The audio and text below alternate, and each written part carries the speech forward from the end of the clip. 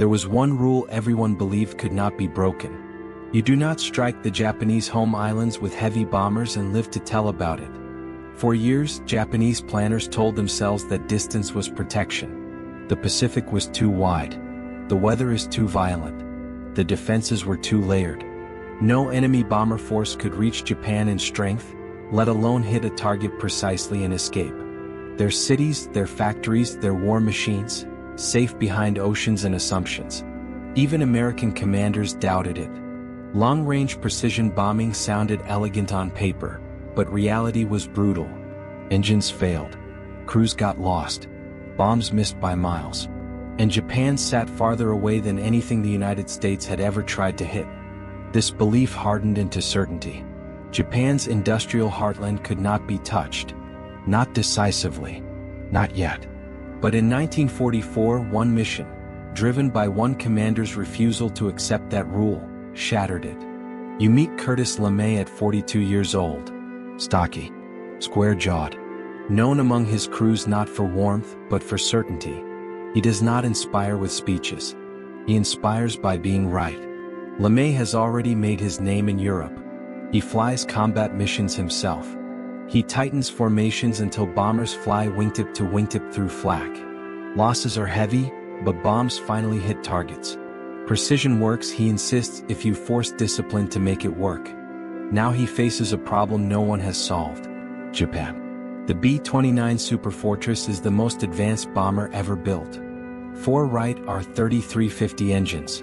Pressurized cabin. A combat radius of more than 3,000 miles.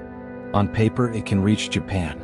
In reality, it is temperamental, overworked, and prone to engine fires that kill entire crews. LeMay is sent to command XXI Bomber Command. His orders are simple and impossible. Prove that strategic bombing of Japan is not a fantasy. The target chosen is Yawata. Yawata is not just a city.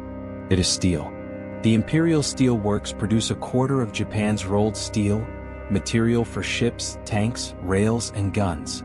Destroy Yawata, and you choke the arteries of the Japanese war economy. But Yawata sits deep inside Kyushu, over 1,500 miles from the nearest bomber bases in China.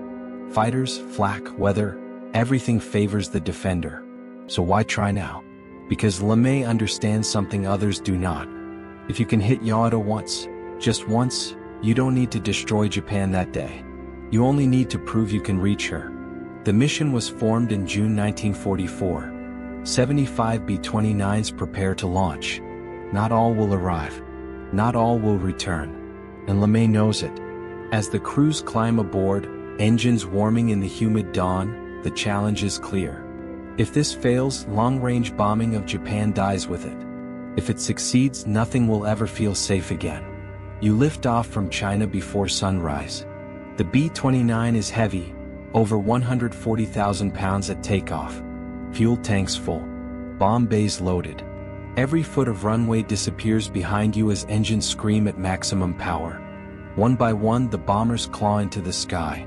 The route is merciless. Over the East China Sea.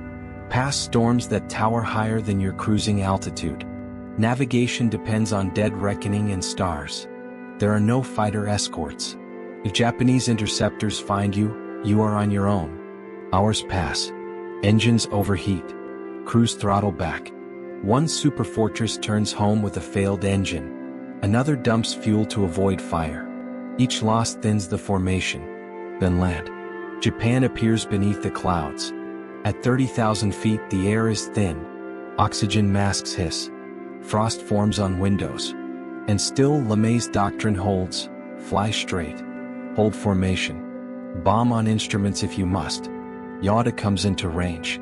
The target is partially obscured by smoke and clouds. Japanese defenses awaken. Anti-aircraft guns begin to fire, black bursts climbing toward you like hands. Radar operators call out bearings. Bombardiers tense. This is the moment everything hinges on. You are the lead aircraft. Your bombs will mark the strike. If you miss, everyone misses. Altitude steady. Speed constant. 30 seconds. Flak rocks the fuselage. Shrapnel screams across aluminum skin. A gunner shouts, "Fighter at 3 o'clock high," but it breaks away, unsure what it's facing. 20 seconds. The bombardier peers through his sight. The steel works flicker in and out of cloud. 10 seconds. Bomb bay doors open. Cold air floods the aircraft. The bomber shudders as if resisting what comes next. 5, 4, 3, 2. Bombs away. The aircraft leaps upward as thousands of pounds drop free. The rest of the formation releases in sequence, steel rain falling through clouds. Then you wait. Seconds stretch. And then, impact. Explosions bloom across the Imperial Steel Works. Storage yards vanish in fire. Furnaces rupture. Rail spurs twist. Secondary blasts ripple outward as fuel and materials ignite. Japanese gunners stare upward in disbelief. The bombs did not scatter. They did not drift miles away. They landed where they were aimed. The base is burning. Not partially damaged. Not inconvenienced. Crippled.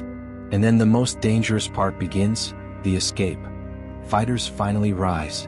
A handful slash through the formation. Gunners fire. Tracers arc red and white.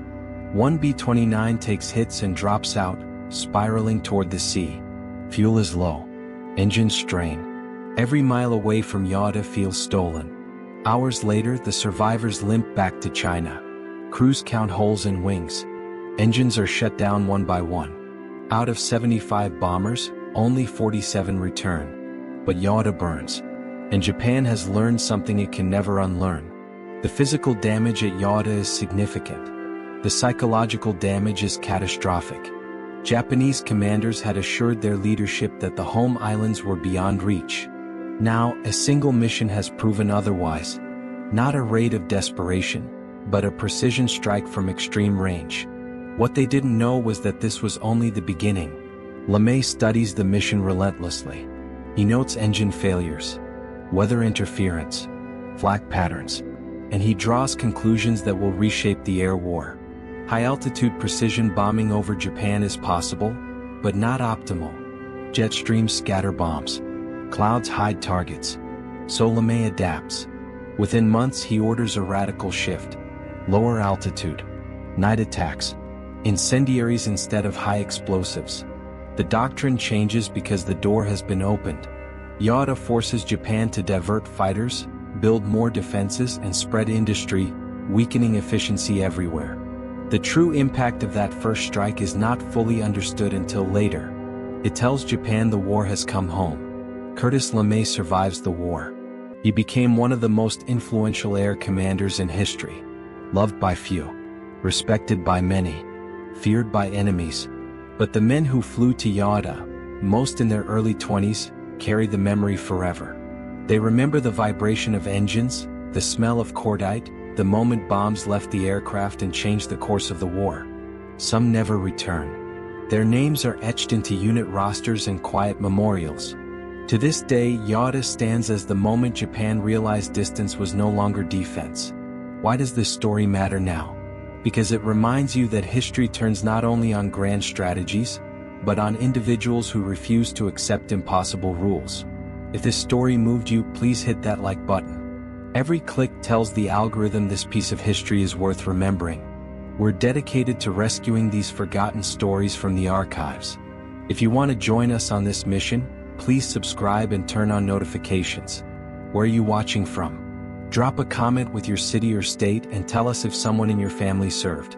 Thank you for ensuring that Curtis LeMay and the crews of the 75 B-29s who flew to Yawata do not disappear into silence. They deserve to be remembered.